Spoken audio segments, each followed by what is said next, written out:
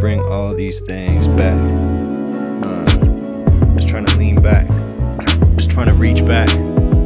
Seeing some things in my mind. City on the hills, trying to see if I can reach that. I mean, I'm inclined to see how far this incline goes. Seems like we're on a decline, but I'm sure that there's too many things inspiring my mind. To go in circles, and it's like the wiring inside is something that's too grip tight. It's just like a riptide that's pulling me in this direction, and I'm not even sure if this is the right place to be. But lately, I'm hearing the latency. It's a little bit too late to be going, but I'm just teeing. If they're gonna keep being so complacent, and placating the order of things, and I'm just trying to be a disorderly being. I mean, really, it's just where my coordinates being. I'm trying to coordinate with the universe at large and seeing if the ordinary straits that I'm going through is gonna be normal or gonna take too much time, cause really this normative trait that I have, yeah, it's gonna take me to a psycho place like Norman Bates. I mean, I'm trying to inform the base. I'm trying to be the one with the normal face that's just speaking normally, and it's all complacent, and it's all placed in the right place. I'm just saying, there's not too many people that could take my place, and I'm obfuscating nothing when I'm speaking, just trying to reach this information and pass it along so others can reach it too, cause I'm uttering something that needs to be heard by more than me and you.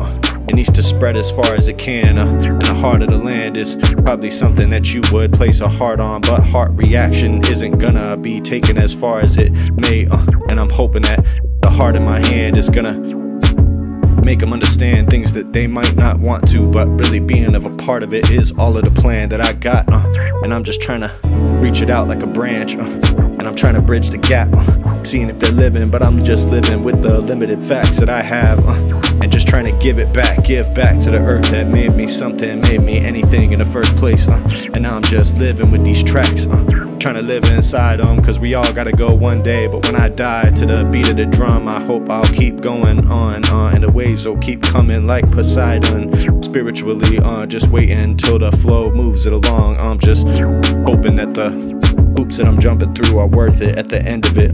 Keep it moving, going through the motions for as long as it's necessary. The emotions get to me like they would get to anybody in the sanctuary. But plainly I'm speaking and I'm seeing if the frequencies are gonna be reaching through, and leaving other people are just leeching from and trying to take what they can, but really the legions of them are gonna have to get behind it. No need to rewind it, I don't mind it. I'm just taking my time with it, and I'm seeing where the time sits, and I'm seeing where these times are sitting. I'm sure that other people are smitten to just be seeing that we are constantly struggle to be discerning all of this information. So many people that would benefit from hiding things that are plainly in front of our face. And isn't that the tone of the times when there's too many things to be just passing it off like it's all great, like Tony the Tiger. I've been inside of my mind for way too long, maybe at the top of the ivory tower, but you see that the wheels that I spin are aimed at trying to find some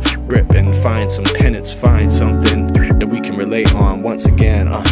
And I must be trusting the pen too much, cause it just gets in my head, and now the relentless thoughts are just keep on pushing me. Now the pressure gets to me, and now I'm just trying to press the keys and hoping that really the feds that are watching me through these cameras are less than impressed with me and keep it pushing presciently. Yeah, and let me just hope that the eminence you see might emanate from me, and I'm just trying to intimidate the rest of the leagues that think they got something to say, but really, they better get it straight when they're trying to fly straight at me. I mean, I might just be a little too sugar-coated like the glycemate. What up, Schwartz Awakens? And you see that I'm flying straight, and I can straight appreciate the way that we've been flying and co-signing, and I'm just trying to keep it winding. Why are they whining? Going down this windy road and hoping that I find my pace, find my shoes, they're falling off, and too many offers that they could offer. The coffin's coming, I'm sick of coughing, and I'm sick of clearing my throat and hoping that they hear me. Too often getting thrown off the other end of the cliff, and really there's just too many cleft lips to be left with. Don't blame me, got a speech impediment, that's why I spit the way I do when I speak, preaching to the people that are gonna hear me from the bleachers more frequent, and I'm just seeing if the season is changing. Really, I'm just seasoned with this, and I'm seeing what they're saying when the chains are ringing. I got too much change in my pocket, I might as well give it, and it's time to just be giving it up and clueless the way I'm loosening up, yeah, cause the prudence and the prudishness that I'm seeing in the society, the community that is bringing us up, it's reinforcing itself, and now I'm just trying to force the best version of myself forward so we can all tell, and we all got things to tell, and we all got things to sell, but really every cell in my body is trying to change the fucking cellophane and telling them probably I'm just trying to get to the end of it, and the endemic probably gon' get to me, gon' grip my head and then squeeze it, pop it like a grape. They did surgery on one, did you hear about that? Plainly, and I'm just seeing if the planes be long enough, might as well just take me too much time, and I'm seeing if the same me is the one that's popping up, yeah, and in the lane is me. They wanna be deranged as me, but they can't even see the things I'm saying, and let it just ring like freedom does, and I'm just trying to be the one they buzz about, and I might just get them buzzed with things that I just bust about. I mean, I'm taking the most trusted route, coming out as credentialed as possible, but eventually I'm gonna see how it all gets you swole, I mean gets them told, and I'm the next to scroll it up. That's the only way that the story gets told, and I'm the one you might want to stand next to if you can stand the bold, I mean, and now I'm just trying to plan it, and the pros are gonna go where I'm holding, yeah, I got a bowl, got my hands out, but I'm also contributing, and that's the only way to make the contribute that's going, now I'm just trying to live through it, and I'm living too potent. This shit is a gimmick to you, but this shit that I'm really doing is getting me going, and it's getting me through this life, yeah, and I've been living it truly, yeah, and I've been doing it long as I can, and that's as long as I like. I mean, it's like learning to ride a bike. Once you start doing it, you're never gonna fall off the other end of it or the other side of it. I mean, really, it's something that excites me, not likely that you gon' find anything that you don't like, as soon as I tell them how to hold tight on the grip, I'm feeling like there's too much inside of me, too much violence to incite these days, and I'm seeing that it's likely that the sun is gonna set on our ways. I mean, really, I'm just trying to go the other way, but don't need no settler's praise. I mean, yeah, okay. Alright, switch this beat. It's just a little intro, you know, just to get them going. Let's see. Kinda don't remember which beat is which. Alright. Yeah.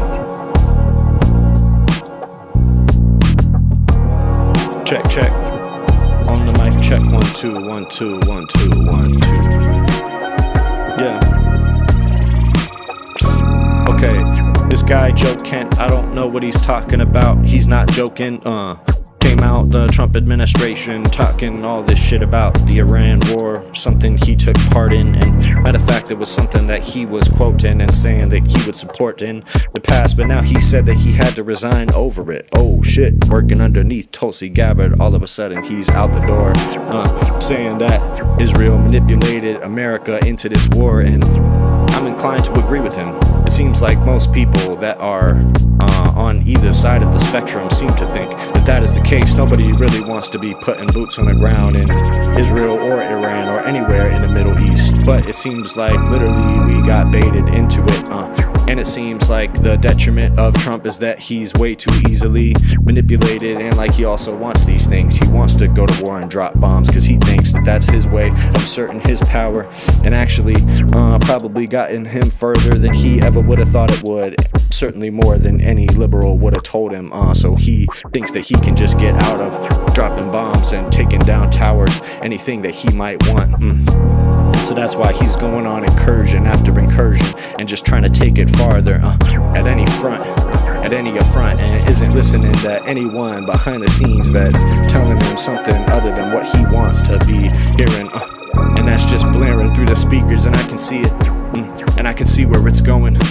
Apocalyptic images are being showed when I'm closing my eyes, and it seems like there are people who are trying to signal that they have a conscience behind the scenes and acting like they're talking about these things to the people in power who are making these decisions, saying don't be doing that, we don't have the intelligence. They're saying Joe Kent is making a case that Israel essentially manipulates the United States with intelligence, and saying basically painting a certain narrative that'll lead to the conclusion that we have to do exactly what they want, and they're gonna go to war, and we can get involved if they wish not to be a part of the front, not to get the brunt of it, but that's really a decision to be made by Trump.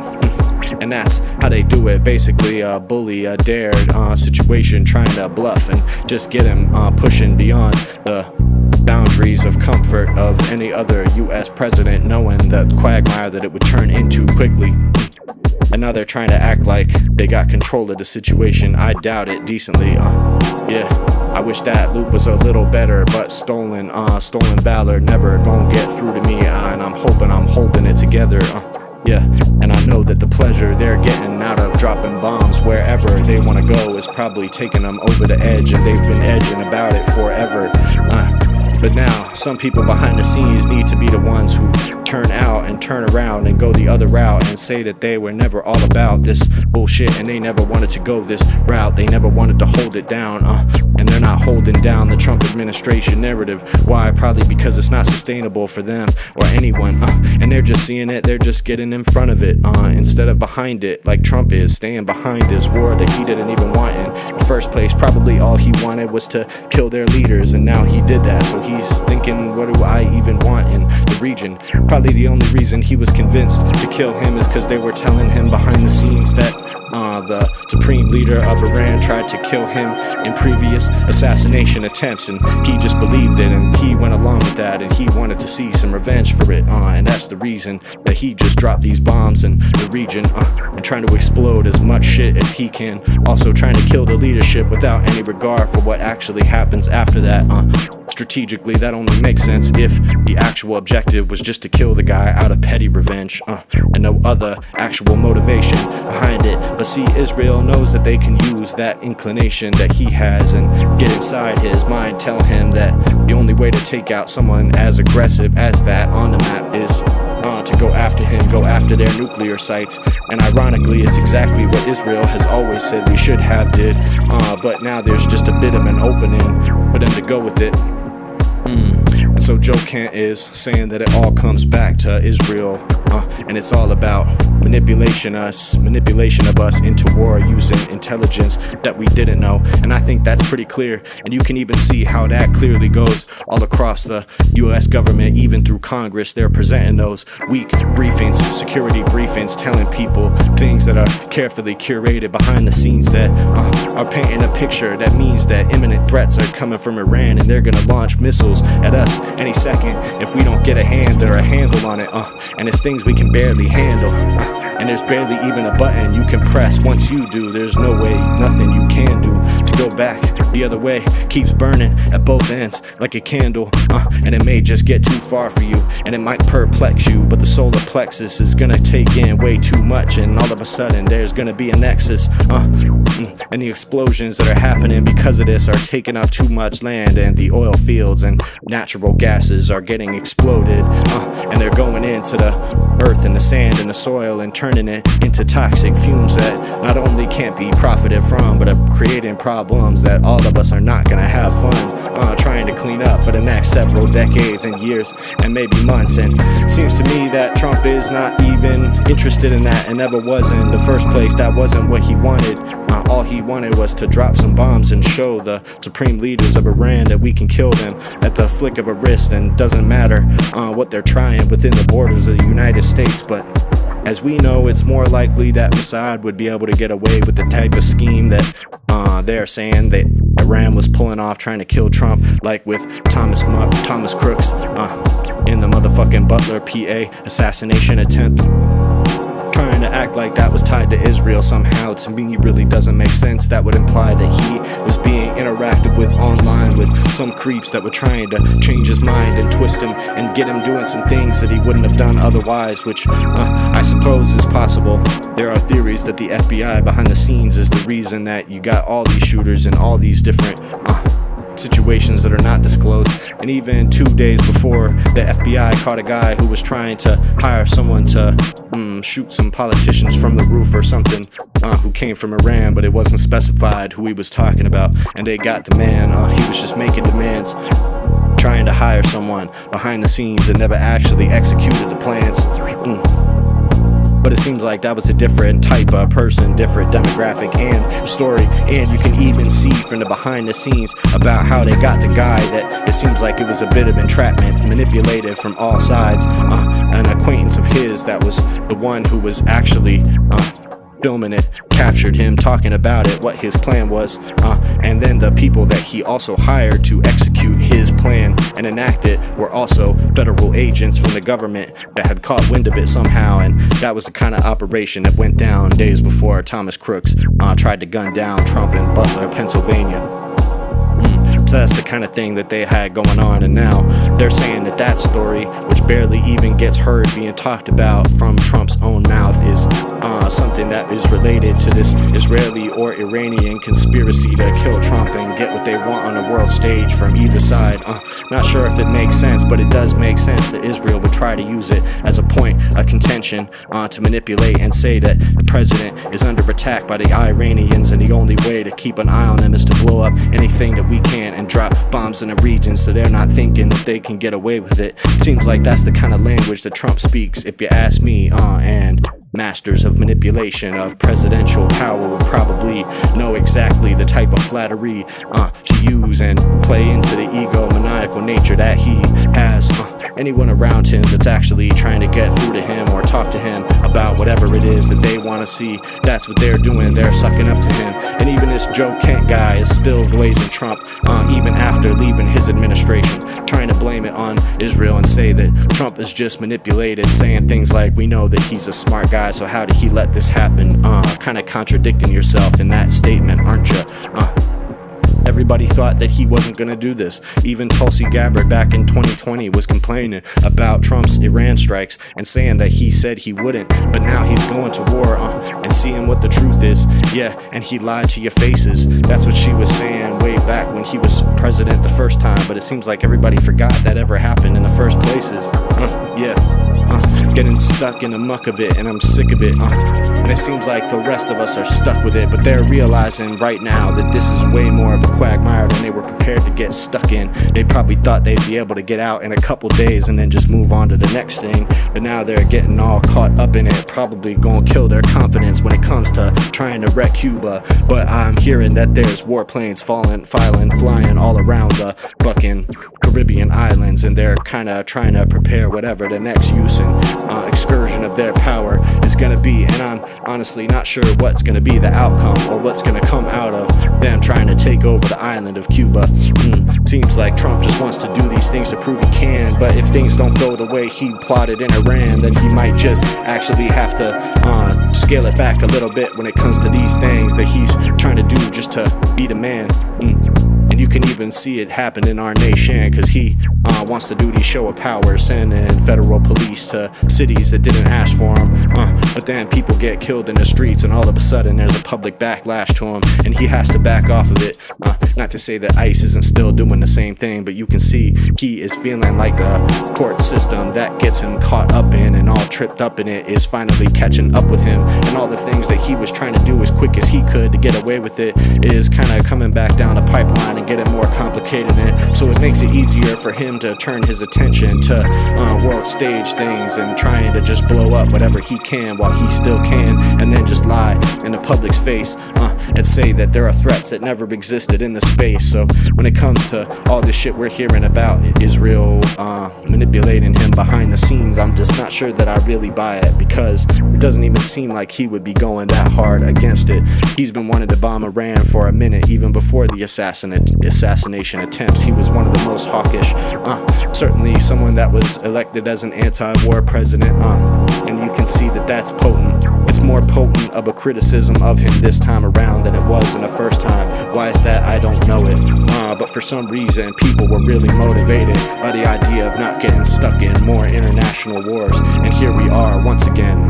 And Trump is gonna have to find a way to wiggle his way out of that situation. Probably thought he could just move on as quickly as possible and people would forget it like they always do. It always goes that way when it comes to Trump and these little scandals that always just get stuck in his nails.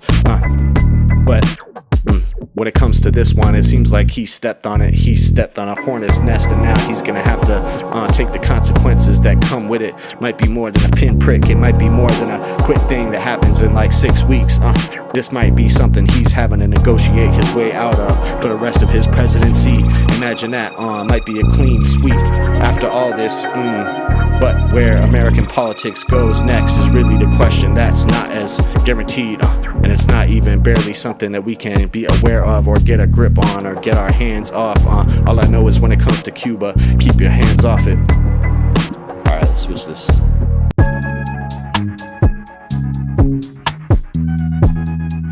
Alright, I want to talk more about Tulsi.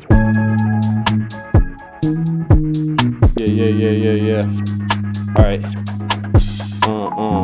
Tulsi Gabbard, not much of a yapper when it comes to Trump 2024, and being behind the scenes in the rafters and being a part of the intelligence apparatus, even though she's always had these strong opinions supposedly about being anti-war and not getting into these forever wars. And matter of fact, she always blamed it as a democratic issue and a matter of the way that Democrats get involved in wars, and the liberalism and the liberal approach to dropping bombs, but also trying to negotiate a course out of it, has led to permanent wars in all kinds of pertinent parts of the world and anything that we declare to be a threat. But Trump was never as smart or intelligent or had enough planning and skills to actually do anything other than that. So as soon as he faces pressure from the Israel lobby or anyone else that is trying to convince him that this is the way to go when it comes to getting the type of results that he wants to see, and getting the type of gold and the flow of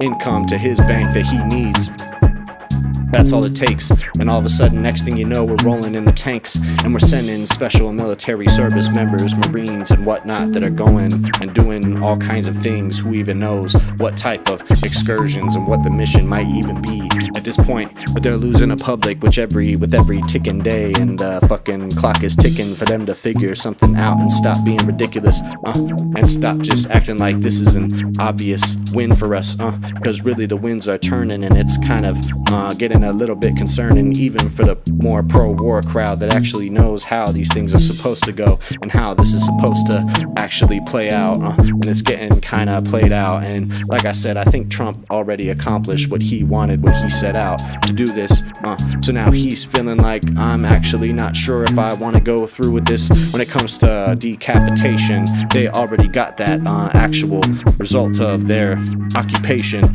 so long-term being boots on the ground in the nation doesn't really seem like the space that he wants to take the rest of his administration. But I wouldn't be surprised if that's the income or the outcome. Yeah, we'll just have to see what comes out of it. Robert's son. Oh yeah. No, I was thinking of Nikki Haley's son. I don't really know who that is that you're talking about, son, but I know that I'm staying with the setting sun. I mean, I'm just trying to set course. And of course, there are people who are just trying to turn us all into forced course meals on the menu of this nation and the oligarchy that's really just turning against us.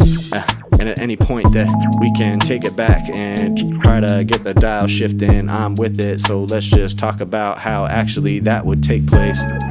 Because you got these fake revolutionary candidates like Tulsi Gabbard that are saying that they're anti-war, and they're the ones who are gonna savior and salvage the situation soon as they can get into the fucking power, and have the levers of power at their disposal. But then all of a sudden we're seeing that they have no power when it comes to the actual halls of power, and the door gets shut in their faces, and they're faced with a long hallway. They can either say that they're going along with this, or they can take their shit and get out, just like Joe Kent did. But really I just think it's a grifter instinct, cause even if you listen to the things that he's saying, he's still praising Trump and talking about how smart he is, and he's for some reason trying to spread the narrative that Charlie Kirk wouldn't have been in favor of these strikes in Iran and wouldn't have wanted this. He's been a war hawk for a long time and has constantly been pushing this narrative, the same one that Israel is pushing, and has every nationalist inclination that the Christian nationalists are saying that this is the coming of Jesus.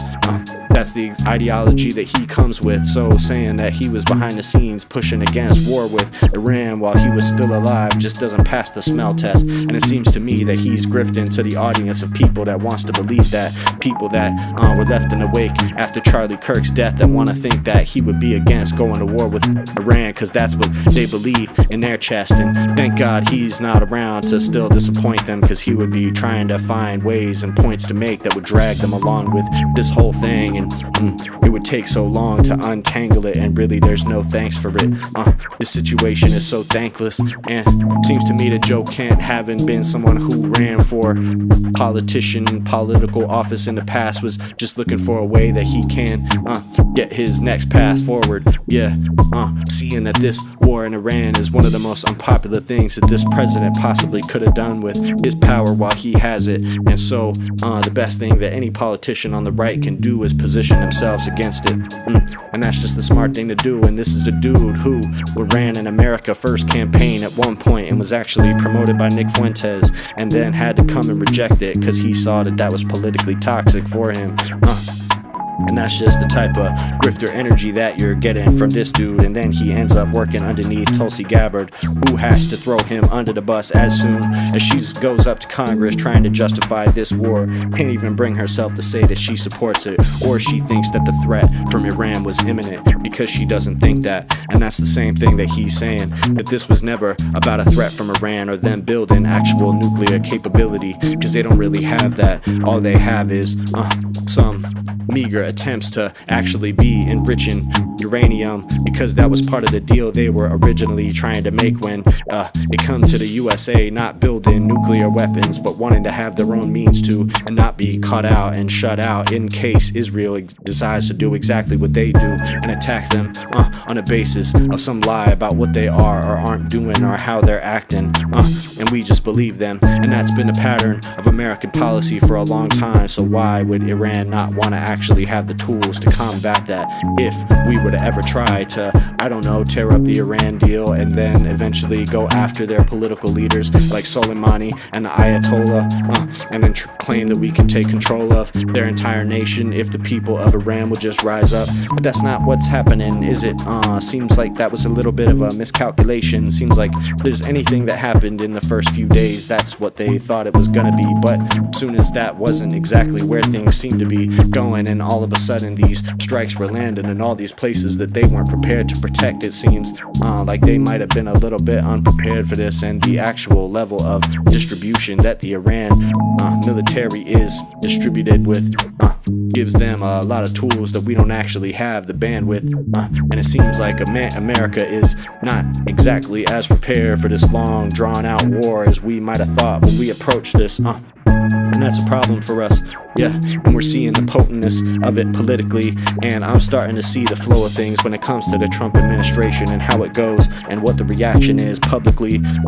You see, politicians can get away with a lot of things. The courts can slow them down, and Congress can be a loud voice when it comes to speaking about it and even overseeing in some cases. But really, the executive has a lot of ability to breathe and get away with things and do executive orders and go as far as he thinks he may be able to go, especially when it comes to the military and breaking the brink and taking people from Venezuela and throwing them in the clink. But the problem with that is public backlash is something that can't be controlled. No matter how much censorship is blanketed across the nation, there's still something that happens when people are upset about something like a war. They show up and suddenly the gears of society start to come to a close and start to grind to a halt, and there's this halt in energy. People are starting to actually use the tools and resources that they have in their society to push back against it, whether it's getting out in the streets or sending a letter to some congressman telling them that you're not with this and you want them to stop it, or shutting down the phone lines because there's too many calls coming in. All these things add up at once, and it eventually spills over into labor, people saying they are not gonna go to work or not pay their taxes, and all these things add up on the aggregate. See, they can get away with it if they split the population enough that people don't actually believe the problem is something that is objective, but instead it's something partisan. Just pick a part and pick a party and pick which side of the conversation you want to be on, and that's usually how they can water down the reaction to the things that are going on and the things that they're doing with their power, leveraging it beyond what they should be able to do with it. But when there's too much clogging that happens in the system and people are just sick of it and want to be through with it, and all of a sudden it causes some resistance that can't be ignored, and they start to feel the pressure from every door. And even if it is before it gets to the point where they actually have to close the doors because people are knocking on it with pitchforks, they can feel the flame and the fire underneath their feet and their boots. And people sometimes get sick of licking the boots that are on their necks, and they push forth. And if that happens, they can feel the threat from it, and there's only so long they can get away with something like ICE killing people in the streets before the pushback starts to actually put pressure on them, and it becomes something that is unsustainable and doesn't sustain their reputation with the population properly, and suddenly it starts to fall apart in all of our faces.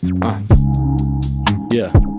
More chat interaction, blacking out, and now I'm just trying to bring it back in, yeah, and I'm going where I can, trying to keep it frequent, yeah, I agree when it comes to interacting with chat, but sometimes it's distracting, so I just gotta find a little bit of a balance with it, and just have it put back in the conversation right where I would have it, causing havoc every time I get on the mic and just start latching on it, and now this shit is problematic, and it's taking much longer than they would have thought it. See, they thought they had it, but I'm just gonna be going at it with everything that I got, and I hope that they're all blacking out the way I am soon as I get on it, cause the electromagnetic pulses that I'm putting on it probably gonna be impulsive to you if I'm starting, and I'm stunting, my shit is stunning, yeah, and I'm just going over stuttering, cause my shit is too potent, can't even get to the other end of it without them knowing it, without ending the discussion preemptively, cause they can't take what I'm flowing, knowing nothing. Yeah, jar of red, what up in the chat? Know that I'm just jarring when I'm starting, going off of the head, put them all in a jar, used to get bugs out of the yard and put them in a jar and see what happens, see if they would fight like Pokemon, and sometimes they did, but usually they would just kinda give up, yeah, and go back in, yeah, and they would become friends and start playing poker and backgammon in the jar. It was an experiment, scientific, just to see what kind of card tricks two bugs could learn if you put them together, and if they could create a language of any significance. And they never could, of course they couldn't. But that's just the kind of thing that little kids gotta get into just to see what it does and if the difference is. Alright, switch this beat. How long am I going up and going? About 30 minutes? Yeah. There's that one already. No, I'm gonna come back to that one later. I'm gonna do this one right now. It's a little bit of an older beat. Alright, look. I wonder why we don't talk more about Butler, Pennsylvania, and Thomas Crooks, the guy that took a shot at Trump and it almost took, and he almost took all of this bullshit and suffering that we're seeing away from us early off the books. And that was the fight moment. Many people say that's all it took to push Trump over the edge, to make it so that in people's heads he was emblematic of America and the things we all go through, and the opposition was kaput at that point. And maybe that's true when they point to that. I'm not sure if I quite agree, but I suppose it could have been an important moment in all of this. So it seems like something that he would be bragging about. I'm doing pretty good, yeah. Seems like that's something that they would be talking all about, yeah, when it comes to going the propaganda route, talking about an attempted assassination and how the left tried to get him. But it seems like Thomas Crooks was one of his people that turned against him, and I wonder why that might have happened. And maybe there was intelligence behind the scenes that kind of made him a little nervous, kind of unnerved him. It seems like Joe Kent is implying that there might have been some kind of Iranian involvement in that situation, like maybe they were talking to Thomas Crooks and convinced him to do what he did. Doesn't make a lot of sense to me. There are other plots like that happened in recent history. 2 days before Butler, Pennsylvania, a guy was arrested for doing the same thing, and it was a sting by 3 FBI agents, one of them being an acquaintance of his that was recording him, meaning they already had information before this conversation ever went down that he was planning to do that, and the 2 people he hired to actually carry out this plan that he had in his head were 2 FBI agents instead. So he was encircled and enclosed, and everyone that was involved in any conversation with him at the time was close to law enforcement, and got him exposed, and that's how they caught him. But with Thomas Crooks, the shooting went along for a lot longer. It was on the rails and he almost got him. Matter of fact, the shot went right by his ear. We all saw it clear as day, but then suddenly this story disappeared. I'm just saying it's kind of weird, because it's the kind of thing that Trump usually likes to talk about at any point that he can, even if he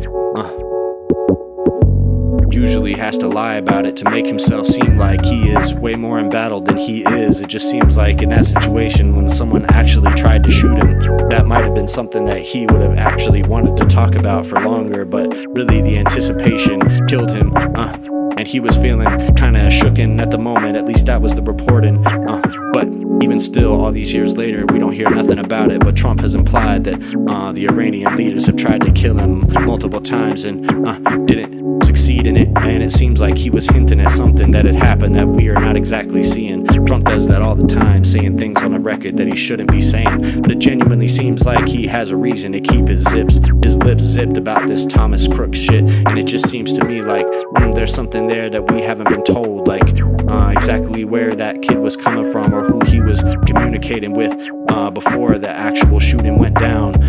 I think Tucker Carlson's team found that he had an online presence that we were never told about. All we were told is that he had a long history of being a Trump supporter, and never would have gone against the interests of what Trump's administration was saying that they wanted, and was saying basically that he believed in every conservative position, and everyone knew of him as even further right than the average person. And then all of a sudden he decides he wants to kill the avatar of the right-wing movement. I saw some speculation at the time that it might have had something to do with Epstein, that he was frustrated about the same thing that people are pissed about when it comes to Trump now, that he wasn't deleting those files, wasn't putting them out, and he was being a little bit too discreet when it comes to actually punishing the people that were in those files, and now we're finding out about it. So it's entirely possible that someone who used to be a supporter of Trump and bought into all the plots and all the narratives about him would have been pissed at him and tried to take a shot at him because they felt like it was all a lie, and he was one of the main co-conspirators of Epstein the whole time. And I've been saying that since it even first happened in 2019, but no one cares about that. It was always obvious that the whole QAnon narrative was just a distraction to take people who actually cared about this pedophile shit and distract them and turn them into something and water down this movement that actually could have been used to take some of these pedophilic sick motherfuckers out of power. And now it's bubbling back again, and that's exactly what I was talking about when it starts to bubble into every facet of life, at work, and in public, in the public stage, and in public, what do you call it, town halls where people can take the mic and say what they like. When those type of conversations are turning all towards the same thing, whether it's Epstein or an Iran war that they didn't vote for, and they don't want to be sending their kids and their tykes over there to just die at the command of Pete Hegseth, just saying that the parents of people that he got killed are telling him behind the scenes that they want him to finish the plot, but they're saying that that's not what they told him, just blatantly lying, and that's what they do. So it just seems to me that the cowardly lying Trump would probably want to be up on the podium talking about a kid that actually tried to kill them, especially if it was fake like some of the liberals say that it was. Why wouldn't he be constantly pushing it on us? The only reason that he wouldn't be talking about it more and using it to brand himself like he always does with everything is because if there's something that we don't know about it, some kind of information that ties it up and makes it complicated for him to even want to be speaking it. Even the fact that he was a Trump fan in the first place makes it a little bit delicate for him to address it and get into it. So it's just a problem for his messaging. But it seems like there's hints now that at least some of the people in the administration who were involved in intelligence think that that could have been a plot that came down from the Iranians, or at least that Israel was using that as a point to make to Trump and try to get him to go along with what they want in the region. And so if they can tell him that they tried to kill him, and the only way to show some kind of rebellion against that is to show what the American military can do, and Trump actually has the ability to use it to reassert his own power and his own sense of egomaniacal use and put it to use, and that's just what we're dealing with. And now we're seeing the type of insanity they're really with. Yeah, and I'm not sure why he would talk about it unless it was something deeper than what they wanted to say that it really is. Now they're blowing up oil fields in Iran just to try to keep the situation moving, and try to keep the distraction happening. Israel blowing up large oil fields and natural gases without our permission, just going in anywhere that they can, trying to cause destruction. Because you see, they have an entirely different set of objectives when it comes to this war than Americans. What they want is complete regime change. They want to wreck the region. They want to destroy Iran completely so they can circumvent it and not even have to be worrying about what happens there when it comes to getting around it. The idea of Iranians being friendly to them is not something that they are confounded with, not something that they are even thinking about. It's something they've already moved beyond many years ago. So that's why they just want war on by any means, and they want enough capacity that they can blow up anything in the region that they can reach. And that's exactly why Iranians want nuclear weapons, just to have them, because they know that Israel can blow up anything at a moment's notice, and they will, and they've shown it over and over again at every juncture that they're willing to do it. And there's really nowhere to go with this war at this point, so I'm not thinking that Trump is gonna want to be in it much longer. He'll probably just kind of leave it behind and move on to something else, and leave the destruction to linger, and Israel will just pull us back into bombing them every couple of months until there's some reason that we can convince these crazy maniacs to take their fingers off of the trigger. There needs to be a power change. Some kind of conversation needs to be triggered in this nation that'll just get us deposing our leaders that are causing this destruction and teetering this earth, bringing us closer to destruction that people can't even be comprehending. And I'm not listening when they're saying that there are reasons that we're going to war there, and even Democrats are speaking. They're getting the same briefings. They're hearing these same things from intelligence behind the scenes that are saying that it makes perfect sense to preemptively strike Iran because they're building up their capacity anywhere they can, because of course they are. Why wouldn't they, when they see that the Americans and Israelis are building up their reasons and their justifications to hit the button at any point? Obviously they have reason I want to defend themselves against the West, and that's just something that is unable to be seen to the point when it comes to Trump. Somebody like him being in power, all he wants is as much coin as he can get out of anyone. He would make a deal with Iran if he could, but they're not going to make that type of deal with him. So that's the main reason that there's no comfy conversations and negotiations between them, because Trump will actually negotiate with any dictator as long as he gets a cut of the pie later and it's not on paper. Then he'll have any type of caper with anyone. Doesn't matter if it's Vladimir Putin or someone else or North Korean, as long as he has a little bit of coin that he can show for it, and some kind of picture that shows that he's the best president to ever live in a million years and in the whole universe. That's the way Trump thinks. It's all these radical extremes that are just coming across his brain, and anybody that can use that against him and actually change the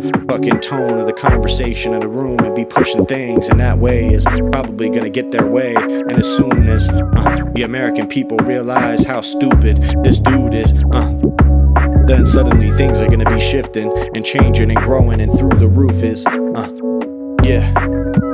this regime is ruthless. But they're a paper tiger that's probably gonna fall apart when you pull this one string. And I wonder if when you polled these people, they would be wanting this. Probably not, and it's probably not gonna be long before you start to see the cracks in MAGA. These 100% polls that we're seeing don't even make any sense to me, and I don't know if anyone out there is agreeing, but I'm not thinking that there's any 100% poll that you could get on anything for any reason, so that smells to me like rigging. And it seems like this is the ideal moment that you would want to be having rigged polls coming out saying that there's not even a lick of disagreement within your coalition when it comes to this war that you're waging. Just seems to me like this is exactly the moment that they would want to be taking control of whatever polling places they can, and they can't do it across the nation, but they certainly can do it of some right-wing MAGA poll, or it could be that because it was a CNN poll, they actually just wanted to answer it in a way that would show support for Trump, even though that's not reflective of how the MAGA base is really talking and how those conversations really go. But I do believe that there are a bunch of MAGA supporters, most of them that are completely in favor of this war and would go along with it again if they got the choice to do it again tomorrow. And that's just what we're dealing with, and the only way that this leads to a positive outcome for any of us is if America has to feel the rush and feel the blood in its teeth and just get a little bit of a busted lip from this. And that's exactly what Iran is thinking of, giving us drones flying around in our secured space around the places where Marco Rubio and Pete Hegseth are staying, just to show that they have the power and capability to get striking if they want to, and this information is striking, and it's likely that they might be pulling something like that soon if they get the opening. So that means more strikes from us, preeminent and preemptive, just to make sure that we empty the clip so there's nothing left in it when it comes to what they want to empty at us. That just seems like the approach. Did I do this one already? No, I think this is the one I didn't do, right? Alright, I think this is gonna be the last one for this time. We'll see. Alright, look, I want to talk about a place called Prairie Land, where there was a court case that you might not have heard much about. And matter of fact, I ain't seeing it on the news in American land. Yeah, but these Texans all had to go to court because they did a protest against an ICE facility, and things got crazy, things got out of hand. Convicted a bunch of people for wearing black bloc, of being assistant to some kind of terrorist organization, and that's what they're calling Antifa in this instance. And these were people who brought guns to a protest and were slamming them, shooting them off at police officers. But because of the actions of one person, all of a sudden the rest of them are getting lumped into it because of the clothes that they were wearing, and because of the fact that they were apparently at a protest trying to show that they were aware of the situation and what ICE was getting away with behind closed doors. And so that resistance evolved into something that got them all indicted and eventually convicted. And I'm not sure if it can be overturned. I think there's possibility. Attempted murder was a charge that they all got acquitted from. Nobody got hit with that, but there were guns going off and there was lots of resistance, is what they're saying. That's what the charges were that eventually got put on. And now they're gonna have to wear that unless they can get it off, and so we'll see what happens. But the court case already went along, and it's a step further in the process of them being able to say anybody that says I'm anti-fascist is aiding terrorists or part of some kind of organization, especially if you're at a protest where someone that you don't know gets into something they shouldn't be doing, and all of a sudden that's a whole thing for you. And because of what you were wearing, because you showed up, because you had a sign that says that you were showing solidarity with the protest, all of a sudden you're going through the court system. And they can actually convict you for being part of Antifa. That's a new precedent that the Trump administration is trying to set, and this is a victory for them. So how does that tie in with everything else? Well, like I said, we can see that the FBI likes to get behind the scenes and try to predict when someone might do something outside of themselves, might get a gun and go try to stage some kind of attack just to be heard and get his voice across. And so some of the interaction that we're seeing online from people that are getting more radicalized is actually coming from entities like the FBI that are trying to provoke them and poke them and get them to do something, thinking that they might have the potential to do it in the first place and trying to push them to that point. just so they can make an arrest. Like I said, this guy Merchant who got caught up 2 days before Thomas Crooks tried to shoot Trump in the head. This dude was surrounded by FBI agents, even a friend that he was showing his plan to on a napkin the day before.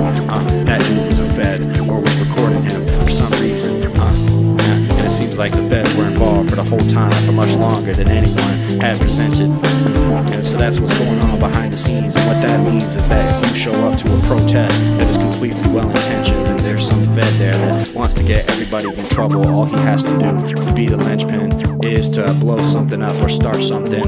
And if you were there and you were transporting materials that were being dispersed and passed along, then all of a sudden you are implicated in that crime. So someone that is a little bit tweaked in the head might be vulnerable to the Feds to be convinced to do that just to get all of you tied up. And that's how they can create the illusion that there are anti-fascist groups that are actually committing terrorist acts in the USA, when that's a lie.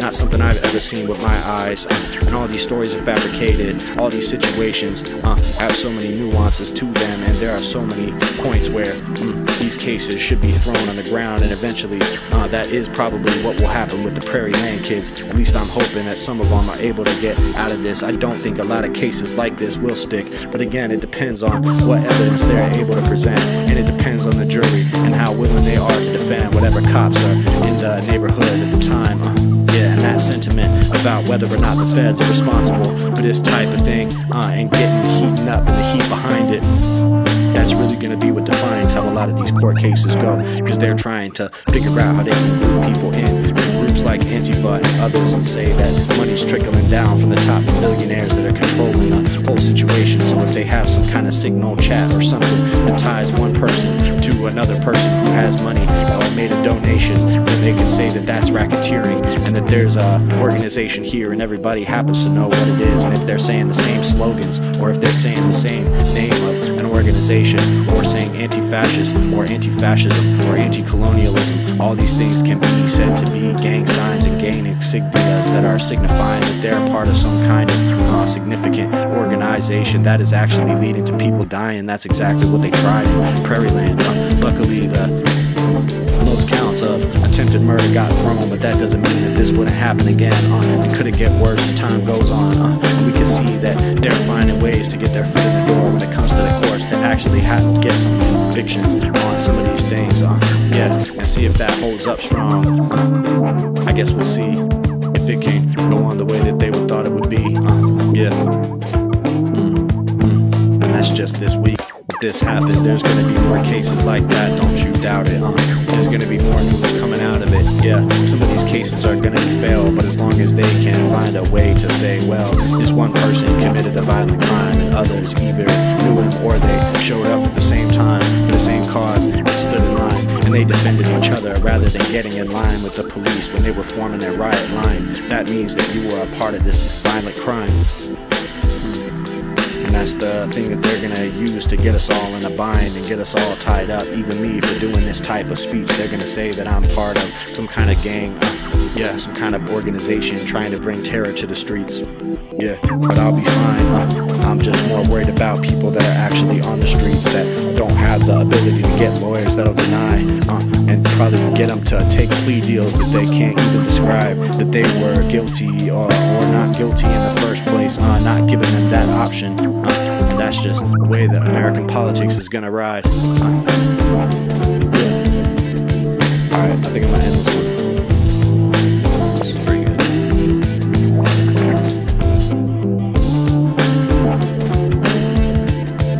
What do we think? Anything else I should address on this one? I think that's solid. Not my favorite. What do you guys think of this beat?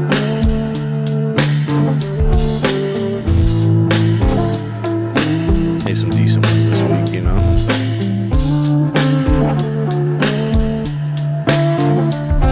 Alright, I think I'm gonna hop off. This was a fun one though.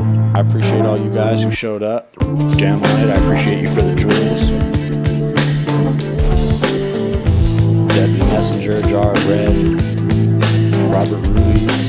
Appreciate you all. I'll be back on next week, and I'm gonna be dropping videos, clips from the stream throughout the week. I'm gonna keep doing that super consistently. So appreciate you all coming through, man. Everybody have a good one. I'll be back on next week. Next week at the same time, Friday at 6. That's when we do these now. Much love, everybody. Be safe and look into the Prairie Land case. Look up Prairie Land Anti-Flow. It's a crazy fucking case. Everybody on the left needs to look into what happened there and how you can help and also how you can avoid the same thing. Alright, much love, everybody. Everybody be safe.